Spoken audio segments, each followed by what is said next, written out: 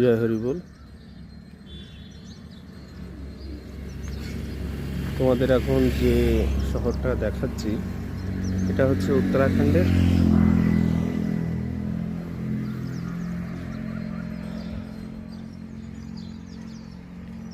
পিথোরাগড় শহর। কত সুন্দর পরিবেশ, পাহাড়ের কোল দিয়ে সমস্ত শহর। এখানে একটি রাম মন্দির, হনুমান মন্দির রয়েছে। কালকে এই হনুমান মন্দিরে গতকাল রাত্রে ছিলাম, সেখানে সেবা শান্তি খুব সুন্দরভাবে হয়েছে। হরি বল। এই শহরটাকে তোমাদের দেখাচ্ছি।